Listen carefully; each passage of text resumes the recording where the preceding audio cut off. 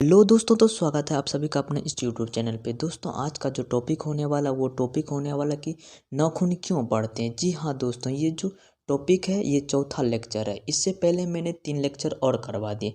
जो स्टूडेंट नए हैं कृपया करके वो तीनों लेक्चर देख लें, क्योंकि बहुत ही वीवीआई क्वेश्चन मैंने करवाया है। जो स्टूडेंट कर लेते हैं 350 नंबर आराम से स्कोर कर सकते हैं। तो चलिए वीडियो को स्टार्ट करते हैं बिना टाइम को वेस्ट किए हुए। 1 नंबर प्रश्न है, नाखून क्यों बढ़ते हैं, इसका निबंधकार कौन है। फटाफट बताइए, फटाफट फटाफट। नाखून क्यों बढ़ते हैं, इसका जो निबंधकार कौन है। क्या गुलाबी राय, या शांति प्रिय त्रिवेदी, या प्रताप नारायण मिश्रा, या आचार्य हजारी प्रसाद त्रिवेदी। इसका जो सही आंसर है वो है हजारी प्रसाद त्रिवेदी। नाखून क्यों बढ़ते हैं, इसका जो है हजारी प्रसाद त्रिवेदी आंसर हो जाएगा। तो चलिए नेक्स्ट की ओर बढ़ते हैं। 2 नंबर प्रश्न कहता है, सहजात वृत्तियों किसे कहा जाता, किसे कहते हैं। क्या अस्त्रों का संचय, या अनजान स्मृतियों का, या स्वयं का संबंध, या उपयुक्त सभी का। किसको कहते हैं, जल्दी बताइए। सहजात वृत्तियों का जो है उसे कहते हैं हम अनजान स्मृतियों को। किसे कहते हैं, अनजान स्मृतियों का। चलिए नेक्स्ट क्वेश्चन की ओर। तीसरा है, लेखक के अनुसार से मनुष्य के नाखून किससे जीवंत प्रतीक है। क्या मनुष्य से, या सभ्यता से, या पशुपति से, या सौंदर्य से। किसका, ये जो लेखक के अनुसार जो है नाखून किसके जीवंत का प्रतीक है, ये है पशुओं की वृत्ति से। किसका, पशुओं की वृत्ति से। चलिए नेक्स्ट की ओर। धचीटी की हड्डी से क्या बनता है, मोस्ट वीवीआई क्वेश्चन। क्या तलवार बनता, या त्रिशूल बनता, या इंद्र का वज्र बनता, या कुछ नहीं बनता। जल्दी जल्दी बताइए। धचीटी का जो हड्डी से बनता था वो क्या बनता है, वो इंद्र का वज्र बनता है। क्या बनता है, इंद्र का वज्र बनता है। वीवीआई क्वेश्चन ये आ भी सकता है। नाखून क्यों बढ़ते हैं, किस प्रकार का निबंध है। क्या ललित निबंध है, या भावनात्मक है, या विवेचनात्मक है, या विवरणात्मक है। क्या है, नाखून क्यों बढ़ते हैं, ये जो है इसका करेक्ट आंसर, सही आंसर हो जाएगा वो ललित है। वो ललित निबंध है। क्या है, नाखून क्यों बढ़ती है, वो ललित निबंध है। चलिए नेक्स्ट की ओर क्वेश्चन चलते हैं। द्विवेदी ने निर्जला की अपराधी किससे कहा। द्विवेदी ने जो निर्जला की अपराधी किससे कहा था। क्या नाखून से की थी, या चोर से किया था, या डाकू से किया था, या बदमाश से किया था। किससे किया था, जल्दी बताइए। वो जो किया था द्विवेदी ने निर्जला की अपराधी जो किया था वो नाखून के किया था। नाखून किसे कहा था, उसने नाखून को जो था अपराधी कहा था। किसे कहा था, नाखून का। चलिए नेक्स्ट की ओर। ये 7 नंबर प्रश्न कहता है, कामसूत्र किसकी रचना है। कामसूत्र किसकी रचना है, हजारी प्रसाद त्रिवेदी के, या पतंजलि के, या वात्स्यायन की, या रामानुजाचार्य का। किसका। दोस्तों, ये जो मैं बार बार एक ही क्वेश्चन को 2 बार रिपीट कर रहा हूँ वो आपके फ़ायदा के लिए कर रहा हूँ, ठीक है। देखिए होता क्या है, अगर मैं जितना बार रिपीट करूँ उतना बार आप सुनते हैं तो आपका कॉन्सेप्ट दिमाग में सीधा आ जाएगा और वो एग्ज़ाम के हॉल में डायरेक्ट आएगा। तो इसीलिए मैं बार बार बोलता हूँ, तो आप इससे इरिटेट मत होइएगा, ठीक है। वीडियो को सिर्फ सुनते रहिए, तो सुनते सुनते आदत हो जाएगा। तो इसका आंसर बताइए, कामसूत्र किसकी रचना। कामसूत्र जो है वो वात्स्यायन की रचना। किसकी है, वात्स्यायन की। 8 नंबर प्रश्न कहता है, सिक्कत का अर्थ क्या होता है। साबुन होता है, मुहावर होता है, दर्पण होता है, या मौन होता है। क्या होता है, जल्दी बताइए। इसका जो अर्थ होता है वो मौन होता है। क्या होता है, मौन होता है। महाभारत क्या है, महाभारत क्या है, ये भी वीवीआई क्वेश्चन है, ये भी एग्जाम में देखने को मिल सकता है, ठीक है। महाभारत क्या उपन्यास है, या कहानी है, या पुराण है, या शास्त्र है।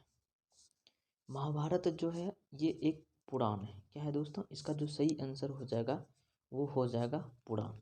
क्या हो जाएगा? पुराण हो जाएगा। 10 नंबर प्रश्न कहता है किस देश के लोग बड़े बड़े नख पसंद करते हैं? नख मतलब नाखून। इस प्रश्न का कहने का अर्थ ये है कि किस देशों का लोग जो बड़े बड़े नाखून जो रखना पसंद करते हैं? गौड़ देश का, या कैकेय, वाहिक, या गंगाधर?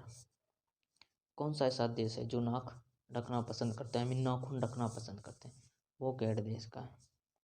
कहाँ से है वो? गैर देश का। इसका आंसर सही हो जाएगा गैर देश। ठीक है, चलिए नेक्स्ट की ओर बढ़ते हैं। कौन छोटे नखों को पसंद करते हैं? Most VVI question. कौन छोटे नखों को पसंद करते हैं? दक्षिणात्य, या पूर्वात्य, या मालव, या मध्य देशीय? ये जो छोटा नख है, ये जो पसंद करते हैं वो दक्षिणात्य लोग पसंद करते हैं ज़्यादा। ठीक है, चलिए नेक्स्ट की ओर बढ़ते हैं। 12 नंबर का प्रश्न कहता है ये कि हजारी प्रसाद त्रिवेदी का जन्म कब हुआ था? आप भी जानते हैं कि ये भी मोस्ट वीवीआई क्वेश्चन है। या 1905 में हुआ था, या 1907 में हुआ था, या 1909 में हुआ था, 1911 में हुआ था? कब हुआ था दोस्तों? इसका जो जन्म हुआ था हजारी प्रसाद त्रिवेदी जी का, ये जो 1907 में इनका जन्म हुआ था। कब हुआ था? 1907 में जन्म हुआ था। हजारी प्रसाद त्रिवेदी का जन्म कहाँ हुआ था बताइए? समस्तीपुर बिहार में हुआ था, या बलिया बिहार में होता है, बलिया उत्तर प्रदेश में, या कहाँ हुआ था? इलाहाबाद उत्तर प्रदेश में। दोस्तों इसका जो सही आंसर हो जाएगा वो है बलिया उत्तर प्रदेश। कहाँ है? बलिया उत्तर प्रदेश। ठीक है, इसका सही आंसर हो जाएगा बलिया उत्तर प्रदेश। चलिए नेक्स्ट की ओर। कौन मनुष्य का आदर्श नहीं बन सकता? शेर, बंदरिया, या भालू, या हाथी? तो इसका जो सही आंसर है कौन मनुष्य का आदर्श नहीं बन सकता, इसका जो सही आंसर है वो बंदरिया। बंदरिया कभी आदर्श नहीं बन सकता। देवताओं का राजा से किन्हें संबोधित किया गया जाता है? देवताओं का राजा से किन्हें संबोधित किया जाता है? महादेव से, विष्णु से, इंद्र से, या ब्रह्मा से? बताइए दोस्तों। देवता का जो राजा है वो जो संबोधित किया जाता है वो इंद्र से किया जाता है। किससे किया जाता है? इंद्र से किया जाता है। 16 नंबर प्रश्न कहता है हिरोशिमा कहाँ है? क्या चीन में, या जर्मनी में, या नेपाल में, या जापान में? मोस्ट वीवीआई क्वेश्चन एग्जाम में आपको देखने को मिल सकता है। मैं जो बोलता हूँ वही 100% होगा ही होगा। ठीक है, तो इसका आंसर हो जाएगा जापान। क्या हो जाएगा? जापान हो जाएगा। 17 नंबर प्रश्न ये बोलता है कौन सी रचना हजारी प्रसाद त्रिवेदी की नहीं है? इसी में स्टूडेंट जो है ना जल्दबाजी में लगा देते हैं आंसर, जो कि गलत हो जाता है। सबसे पहले क्वेश्चन को पढ़िए आराम से, रिलैक्स कीजिए, उसके बाद ऑप्शन को देखिए, फिर टिक कीजिए। तो हजारी प्रसाद त्रिवेदी का जो जन्म है अशोक के फूल है, या माटी की मूर्त है, या बनवट की आत्मकथा, या हिंदी साहित्य की आदिकाल है? दोस्तों इसका जो रचना द्विवेदी का नहीं है वो है माटी की मूर्ति। माटी की मूर्ति हजारी प्रसाद त्रिवेदी की नहीं है। चलिए नेक्स्ट की और प्रश्न करते हैं। 18 नंबर प्रश्न ये बोलता है कि हजारी प्रसाद त्रिवेदी ने साहित्य की किस विधा में लेखन नहीं है? क्या आलोचना में, या उपन्यास में, या कहानी में, या निबंध में? दोस्तों इसका जो सही आंसर हो जाएगा वो हो जाएगा कहानी। क्या हो जाएगा? कहानी। हजारी प्रसाद त्रिवेदी ने जो साहित्य की विधा में लेखन नहीं किया था वो कहानी में नहीं किया था, तो इसका आंसर कहानी हो जाएगा। चलिए 20 नंबर प्रश्न की ओर, सॉरी 19 नंबर प्रश्न की ओर। 19 नंबर प्रश्न ये कहता है कि नाखून क्यों बढ़ते हैं? इसका निबंधकार कौन है? अभी अभी मैंने जस्ट बताया था कि 1-2 जन प्रश्न वो होने वाला था। ये वीवीआई क्वेश्चन है क्योंकि बार बार आ रहा है, तो मैं जो करवाता हूँ उसके लिए आप ना फिक्र रहिए, आपका एग्ज़ाम में 400 प्लस नंबर मेरा गारंटी है। अगर मेरी सारी वीडियो कर लेते हैं तो कहीं भी एग्ज़ाम से बाहर नहीं जाने वाला है, ठीक है। तो चलिए, नाखून क्यों बढ़ते हैं इसका निबंधकार क्या गुलाब राय या शांति प्रिय या प्रताप नारायण या हजारी प्रसाद त्रिवेदी है। दोस्तों इसका जो सही आंसर हो जाएगा वो हो जाएगा हजारी प्रसाद त्रिवेदी। नाखून क्यों बढ़ते हैं इसका जो लेखक है वो हजारी प्रसाद त्रिवेदी हो जाएगा। चलिए 20 नंबर प्रश्न की ओर चलते हैं। 20 नंबर प्रश्न कहता है कि मनुष्य की जो मनुष्यता यही है कि वह सबके दुख सुख, क्या दोस्तों, सबके दुख सुख सहानुभूति के साथ देखता है। यह तथ्य किसका, ये जो है क्या महावीर स्वामी का या गौतम बुद्ध का या कालिदास का या वात्स्यायन का। दोस्तों इसका जो सही आंसर है वो है गौतम बुद्ध। गौतम बुद्ध जो मनुष्य की मनुष्यता यही है कि वह सबके दुख सुख को सहानुभूति के साथ देता है, ये किसका कहना था, ये गौतम बुद्ध का कहना था, ठीक है। 21 नंबर प्रश्न क्या कहता है, 21 नंबर प्रश्न ये कहता है कि नखधर मनुष्य की आज किस पर भरोसा कर रहा है। तो किस पे भरोसा कर रहा है दोस्तों, बंदूक पर, लाठी पर, एटम बम पर या लोहे के विभिन्न हथियारों पर। दोस्तों इसका जो आंसर हो जाएगा वो जो है एटम बम पर है। अब बोलिए कैसे, नखधर मनुष्य की आज जो भी भरोसा कर रहा है ना वो एटम बम पे कर रहा है। किस पे कर रहा है, एटम बम पे कर रहा है। 22 नंबर प्रश्न क्या कहता है, 22 नंबर प्रश्न ये कहता है सब पुराना अच्छे नहीं होते, क्या सब पुराना अच्छे नहीं होते और सब नए खराब नहीं होते, ऐसा किसका कहना था। दोस्तों इसका जो किसका कहना था, इस ये जो कहा था वो कालिदास ने कहा था। किसने कहा था, कालिदास ने। सब पुराना अच्छे नहीं होते हैं, सब नए खराब नहीं होते हैं, ऐसा जो कहने वाले थे वो कालिदास ने कहा था। ये भी प्रश्न आ सकता है एग्जाम में। आर्यों के पास था, क्या था आर्यों के पास, लोहे का अस्त्र या घोड़े या मिट्टी की कच्ची का घर या इनमें से सभी। दोस्तों आर्य के पास जो था ये भी था, ये भी था, ये भी था, तो इसका आंसर हो जाएगा राइट, इनमें से सभी था। लोहे का अस्त्र भी था, घोड़े भी था, मिट्टी कच्चे का वो थी कच्ची मिट्टी का घर भी था, इनमें से सभी हो जाएगा। तो चलिए नेक्स्ट की ओर क्वेश्चन बढ़ते हैं। 24 नंबर प्रश्न ये कहता है कि प्राचीन मानव का प्रमुख अस्त्र शस्त्र क्या है। दोस्तों इसका जो आंसर होगा क्या हो जाएगा, प्राचीन मानव का प्रमुख अस्त्र शस्त्र क्या था, दांत था, नाखून था, पैर था या पत्थर और औजार था। इसका आंसर सही हो जाएगा नाखून। पहले का जो मानव सब था वो नाखून से सारे काम करते थे, तो उसका अस्त्र शस्त्र कौन हो गया, नाखून हो गया। तो आप इस प्रकार से सोच सकते हैं, तो पहले के ज़माने में मतलब हथियार उथियार कुछ नहीं होता था, जो भी होता था नाखून से ही होता था। प्राचीन काल मतलब बहुत पुराना। चलिए 25 नंबर ये कहता है द्विवेदी ने जो साहित्य का अकादमी पुरस्कार वो किसकी रचना है। द्विवेदी जी का जो साहित्य अकादमी पुरस्कार है वो किस किस रचना पर मिला था, अशोक के फूल पर या आलोक पर्व पे या अनामादास का पोथा पर या कलपता पे। दोस्तों इस प्रश्न का अर्थ ये कह रहा कि अकादमी पुरस्कार जो था हजारी प्रसाद द्विवेदी को किस मतलब किस चीज़ पे मिला था, वो मिला था आलोक के पर्व पे। इसका शायद आंसर हो जाएगा आलोक पर्व, ठीक है। 26 नंबर प्रश्न कहता है ये क्या कहता है, 26 नंबर प्रश्न अल तत् का अर्थ क्या होता है। अल तत् का अर्थ क्या होता है, तेल होता है या अलता होता है या हल्दी होता है या साबुन होता है। दोस्तों इसका जो अर्थ होगा वो अलता हो जाएगा। अब आप ऐसे भी कर सकते अल, इसमें भी अल तत् का अर्थ अलता होता है। अल तत् का अर्थ क्या होता है, अलता होता है। तो 27 नंबर प्रश्न क्या कहता है, 27 नंबर प्रश्न ये कहता है कहानी में चंद्रकार त्रिकोण, क्या चंद्रकार त्रिकोण दांतुल वर्ता तुलाकार आकृतियों का संबंध मानव किस अंग से होते हैं, नख से होते हैं या मुख से होते हैं या नाक से होते हैं या आँख से होते हैं, किससे होते हैं। तो ये जो दोस्तों हैं ये जो चंद्रकार, त्रिकोण, दांतुल, आकृति सब है, ये जो है मुख से होते हैं। किससे होते हैं? मुख से होते हैं। 28 नंबर प्रश्न ये कहता है कि हजारी प्रसाद त्रिवेदी ने डी लिट की उपाधि किस विश्वविद्यालय से प्राप्त किया था?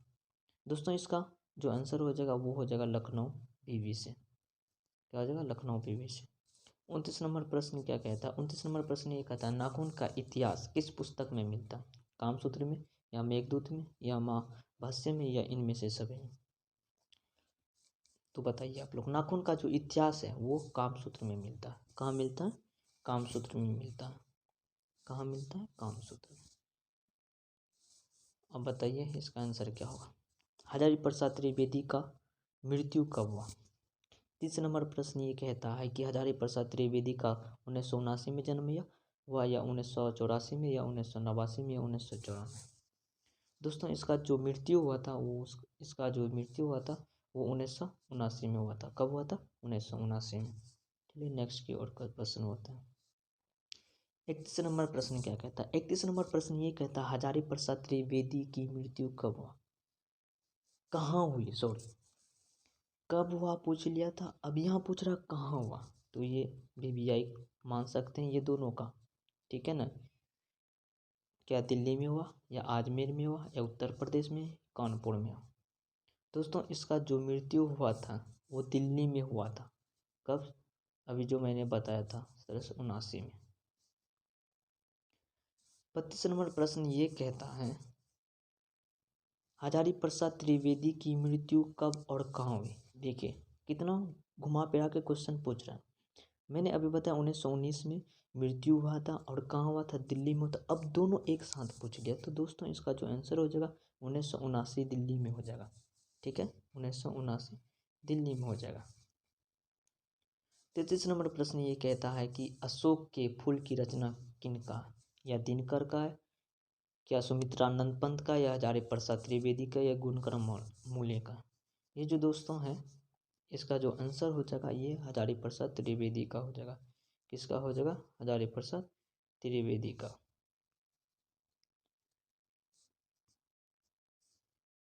हजारी प्रसाद त्रिवेदी हो जाएगा। चलिए इसका नेक्स्ट 34 नंबर प्रश्न क्या कहता है? 34 नंबर प्रश्न ये कहता है कि हजारी प्रसाद त्रिवेदी का पद्म भूषण की उपाधि से सम्मानित किया गया था 1953 में, या 1997 में, 1979 में, 1916 में? कब किया गया था? इसे जो उपाधि मिला था वो 1900 कब मिला था? 97 ईस्वी में। कब मिला था दोस्तों? 1997 ईस्वी में। चलिए नेक्स्ट की ओर प्रश्न क्या कहता है? 35 नंबर प्रश्न ये कहता है काशी हिंदू विश्वविद्यालय से हजारी प्रसाद त्रिवेदी को कौन सा उपाधि दी थी? मैंने अभी जस्ट बताया था। क्या? पद्म भूषण, या अशोक चक्र, या विजय चक्र, या ज्योति दिया था? ज्योतिषाचार्य दिया था। कौन सा उपाधि दिया था? दोस्तों ये जो उपाधि दिया था काशी हिंदू विश्वविद्यालय में हजारी प्रसाद त्रिवेदी का, वो दिया था ये ज्योतिषाचार्य। क्या दिया था? ज्योतिषाचार्य। 36 नंबर प्रश्न ये कहता है कि पृथ्वीराज रासों किनका संपादन है? क्या हजारी प्रसाद त्रिवेदी का, या मैक्स मुलर का, या सुमित्रानंद पंत का, या नलिनी विलोचन शर्मा का? दोस्तों इसका जो करेक्ट आंसर हो जाएगा, आई मीन सही आंसर हो जाएगा, वो हो जाएगा हजारी प्रसाद त्रिवेदी। हजारी प्रसाद त्रिवेदी जो था पृथ्वीराज के रसों का संपादन किया था। ठीक है। 37 नंबर प्रश्न क्या कहता है? 37 नंबर प्रश्न ये कहता है नख किसका प्रतीक है? मैंने अभी जस्ट बताया था पिछले क्वेश्चन में कि नख जो था वो पशु का क्या था? प्रतीक था। मानव का था? नहीं, पशु का था। सही। जब ये सही हो गया तो सही। ठीक है, तो इसका करेक्ट आंसर हो जाएगा, सही आंसर हो जाएगा पशुता का। ठीक है। 38 नंबर प्रश्न क्या कहता है? 38 नंबर प्रश्न ये कहता है कि देवताओं का राजा से किन्हें संबोधित किया जाता था? मैंने अभी जस्ट बताया था देवताओं को जो राजा था वो इंद्र से किया जाता था। महादेव से नहीं किया जाता, विष्णु से भी नहीं किया जाता, ब्रह्मा से भी नहीं किया जाता, वो इसका जो था इंद्र से किया जाता था। कब? इंद्र से। 39 नंबर प्रश्न क्या कहता है, हजारी प्रसाद त्रिवेदी का जन्म कब हुआ? 1905, 1907 या 1909 या 1911 में? इसका जो जन्म हुआ था दोस्तों वो हुआ था 1907 में। कब हुआ था? 1907 में। 40 नंबर प्रश्न कहता है कि नाखून क्यों बढ़ते हैं, इसका निबंधकार कौन है? ये रहा आपका HW।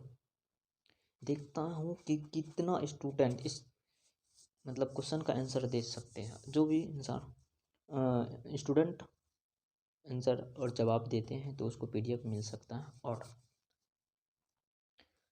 एग्ज़ाम में आने की ही काफ़ी संभावना है। दोस्तों अगर आप वीडियो को लाइक नहीं किए तो सब्सक्राइब कर दें चैनल को और लाइक कर दें और शेयर करें। जो भी आप अगल बगल के पड़ोसी हैं, दोस्त हैं, उसको भेजें, क्योंकि अगर मेरे चैनल से आप वीडियो करते हैं तो आपको 350 नंबर कोई नहीं ला सकता। वैसे तो वीडियो बहुत यूट्यूब पे पड़ा हुआ है, जाके आप वहाँ देख सकते हैं। मतलब यार कोई आता है कुछ कंटेंट लिख उठा देता, तो ऐसा नहीं होता। अगर आपको सच में 350 प्लस नंबर लाना है तो इस चैनल से जुड़ जाइए और मैंने जितना करवाया वो आप कर लीजिए। एग्ज़ाम से कहीं नहीं बाहर क्वेश्चन पूछेगा, डायरेक्ट यहीं से लड़ेगा। अगर क्वेश्चन लड़ा तो मैं फिर दिखाऊंगा आप लोगों का रिव्यू। चलिए आज तक यहीं, फिर आप 5वां चैप्टर कीजिए। जय हिंद, जय भारत।